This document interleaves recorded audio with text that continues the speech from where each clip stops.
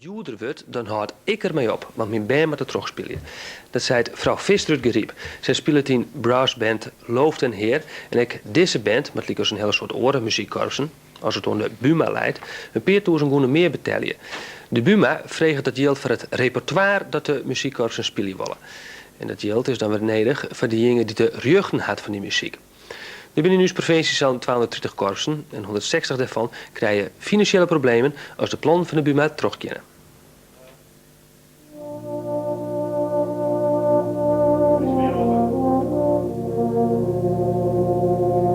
De brassband uit Geriep oefent alle tijdens het joen in het dorpshuis. Er zit nogal wat leden, 20 jaar of meer bij het orkest.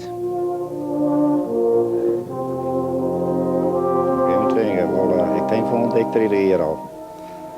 Ik ben in ieder geval al huldiger van 24 jaar en langer dus. Ja. 24 jaar, dat is eigenlijk net niks. Nee, dat is al een skoft van aanleggen de squalen.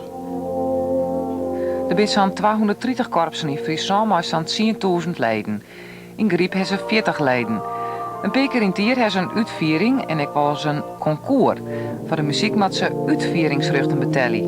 Een paar honderd goeden in het jaar is dat. Nou is de Buma op het idee komen dat 5 keer te verdubbelen. En ook komt Buma plotseling met een gedachte, zei die meneer, heeft me een paar keer bellen, een gedachte om er zo te praten. 3 te gaan in plaats van 4 gaan, ik neem maar iets per muzikant. Ik heb uitrekenen dat het in Friesland wel op $250.000 komt. Wat die vrienden mij ophoesten maar als het teruggaat. Dan zei de man wel voor de telefoon, ja maar zover is het niet. Ja, maar ik zit maar even te denken, ben je verkeerd bezig.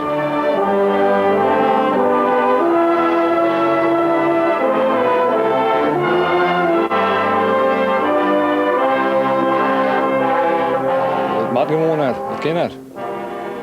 Het moet inderdaad, zoals ik zei, het moet door de leden weer opgebracht worden. En dat is, ja, voor sommigen is dat niet meer mogelijk. Want hier zit ik gezin bij, die hebben voor jou bijna zit hier bij het korps. Nou, dat is voor jou een keer de contributievereniging. Nou, dat trekt dan wel om. Want dan word ik uit het leven ik er dan moet ik eten op tafel komen. Ik denk dat meestal later wel gewoon terugbetalen wordt. Voor de vereniging op zich vind ik het een schandalige zaak. Want ik weet, ik ben hier nog sectionier bij deze club. En ik weet dat ze enorm warmer zijn wat betreft acties en dat soort zaken.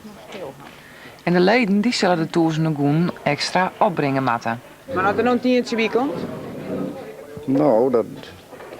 Nou, bedanken, dat zou wel moeilijk worden, denk ik. Maar ja, dan wordt het al in die oren hobby erbij, hè?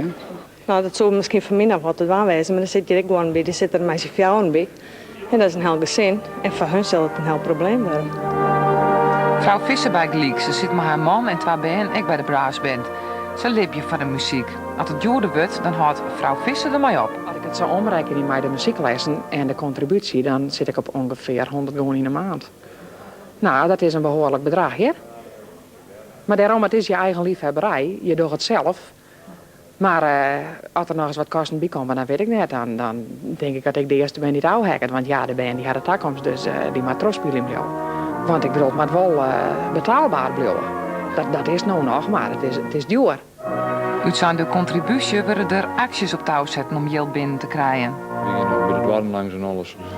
En ja, dat kunnen blijft ik niet meer. We komen vaker nog in het dorp en de meesten zullen blijven omkomen. Dan ben je altijd wel gul voor u, maar dat houd ik een keer op. Als je dan zegt dat je dan nog zo volop meer yield naar de Buma te brengen moet, wie die mensen al zo enorm bezig zijn om zo van die vrienden in te zetten, ook op financieel gebied, is dat een trieste zaak.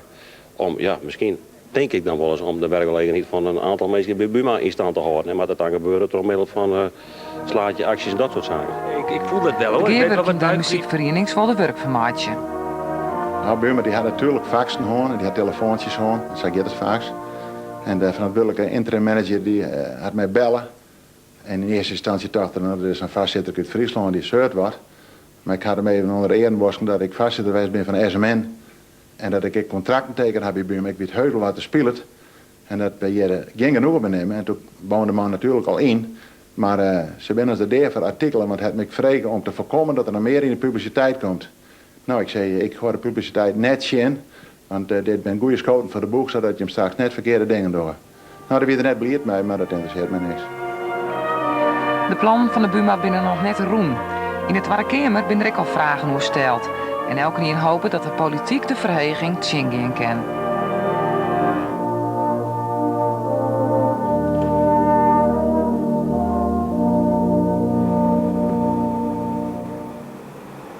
looft een heer in Griep.